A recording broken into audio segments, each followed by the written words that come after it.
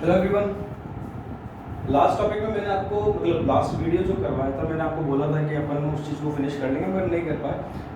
Last video में मैंने आपको क्या बता दिया था कि मूवमेंट क्या होता है, शिफ्ट क्या होता है, इसके बारे में बात कर ली थी अपन ने कि मूवमेंट प्राइस के चेंज होने की वजह से होती है डिमांड कर्व में, और अगर अदर फैक्टर चेंज हो रहे हैं तो वहाँ पर डिमांड कर्व शिफ्ट होगा। ठीक है, आई बात समझ में। मैंने आपको ये भी बता दिया था मूवमेंट में एक्सटेंशन और कॉन्ट्रैक्शन वाला पार्ट होता है, एक्सटेंशन कॉन्ट्रैक्शन, और शिफ्ट के अंदर इंक्रीज और डिक्रीज वाला पार्ट होता है। अब देखिए मैंने आपको ये बोला था कि अपन इस चीज को डिटेल में भी देखेंगे क्योंकि इसका शेड्यूल भी है, कर्व भी है, सब चीज है। ठीक है, अब ध्यान है वो जो प्रीवियस वीडियो में चार्ट बनवाया था वो बहुत हेल्पफुल रहने वाला है क्योंकि उसमें आपको एक कहते हैं ना कि छोटे तौर पे बता रखा है कि कैसे क्या होता है। बच्चा अगर वो भी देखकर जाएगा तो क्लियर हो जाएगा उसके माइंड में। देखिए सबसे पहले अपन बात करेंगे मूवमेंट अलोंग कर्व की। किसकी बात करेंगे? मूवमेंट अलोंग डिमांड कर्व की।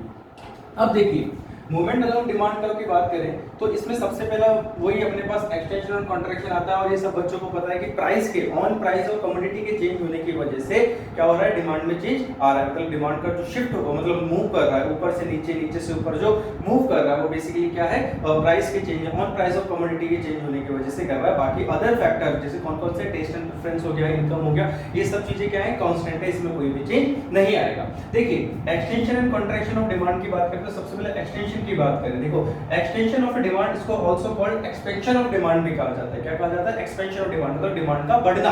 आई बस एक्सपेंड मतलब डिमांड का बढ़ना। Is a situation when quantity demand increase in response to a fall in on price. सीधी सी बात है, प्राइस के कम होने से डिमांड में इंक्रीजमेंट आता है। लॉ ऑफ डिमांड ये कहता है अपन को, इस चीज के बारे में अपन को ध्यान रखना है। ठीक है, देखो extension of demand also called expansion of demand, इसको भी ध्यान रखना। कभी-कभी क्वेश्चन में ये भी आ जाता है कि एक्सपेंशन ऑफ डिमांड क्या चीज होती है बेटा, क्लियर है? ये चीज अपन ने ये ध्यान रखें। also called expansion of demand is a situation when quantity demand increases in response to a fall in on price of commodity। आप पूरा लिख सकते हैं यहाँ पर, क्लियर है? अब देखिए ये मैंने एक छोटा सा शेड्यूल बनाया जिससे बच्चे को क्लियर हो जाएगा कि हाँ लिटरली में ऐसा होता है। जैसे प्राइस मैंने बोला कि 5 रुपए की किसी क्वांटिटी का प्राइस था, उस टाइम में एक ही चीज परचेस करता था।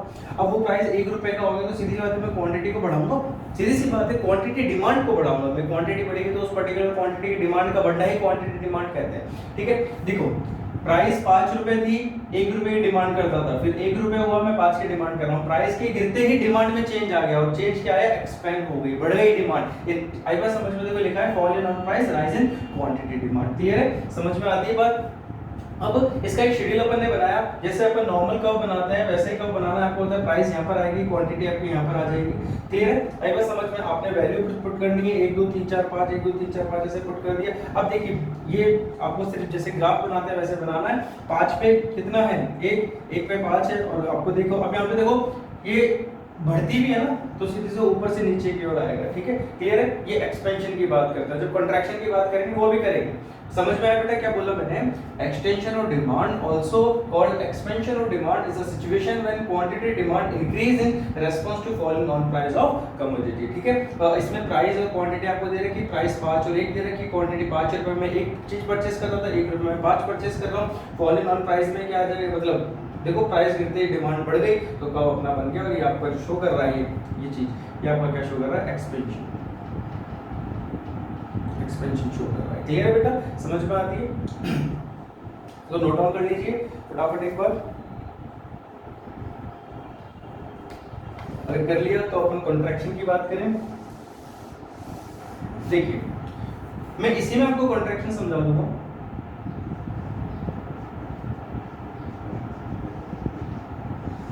कॉन्ट्रैक्शन देखिए, कॉन्ट्रैक्शन की बात करें अपन बेटा, कॉन्ट्रैक्शन में ज्यादा नहीं है कुछ।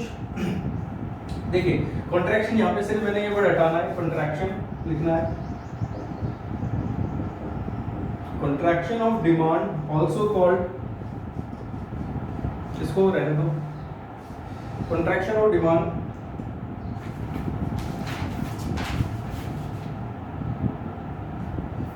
is a situation when quantity demand increases in response to fall in या change in response to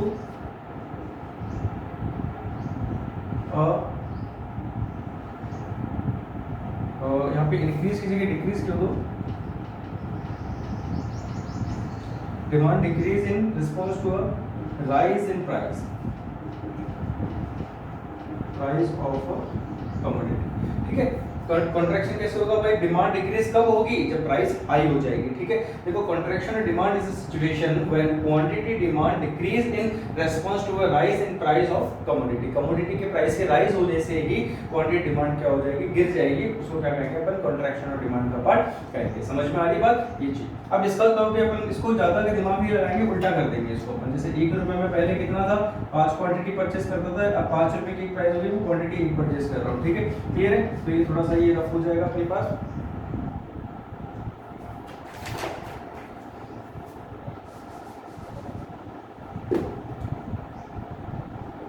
देखो मैं लिख रहा हूँ इस चीज को, rise in price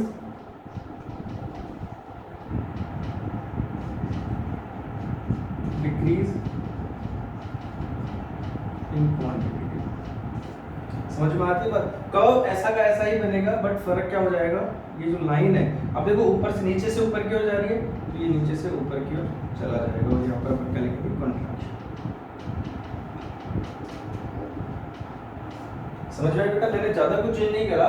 contraction demand में is a situation when quantity demand decrease in response to a rise in price of commodity. Price आपको दे रखा है, ये क्वांटिटी मतलब प्राइस 1 रुपए में 5 रुपए में एक प्राइस की बढ़ने से डिमांड चेंज हो गई। ये बेटा सीधी सी बात है, नाम अलग अलग हो गए, कह तो हम यही रहे ना कि प्राइस के गिरने से डिमांड बढ़ जाएगी और प्राइस के बढ़ने से डिमांड गिर जाएगी, वो चीज की अपन बात कर रहे हैं। ठीक है, ये कर्व अपने पास बन जाता है। ठीक है, प्राइस यहाँ पर क्वांटिटी आपकी वैल्यूज पुट करनी, ग्राफ आपने जैसे बनाया वैसे बनाना है, और बस फर्क क्या है, एक्सपेंशन में इधर से यूं होता है और उसमें ऊपर जाता है। ठीक है, क्लियर है, ये कॉन्ट्रैक्शन है और ये आपका एक्सपेंशन वाली बात आ जाती है। क्लियर है बेटा, देखो साफ साफ दिख रहा है ना, पहले डिमांड इतनी थी, अब कितनी होगी, डिमांड बढ़ गई, आई बात समझ में, क्लियर है, वो एक्सपेंशन में। अब यहाँ पर देखो ऊपर से जा रहा, मतलब पहले इतनी थी, अब कम हो गई। समझ में आ रही बात, ये चीज, ये आपका यहाँ पे मूवमेंट अलोंग डिमांड कर्व तो क्या होता है, पूरा होता है। अब शिफ्ट की भी बात करेंगे अपन, शिफ्ट की भी कर ले, अगर आपने लिख लिया तो उसको एक बार देख लीजिए फटाफट।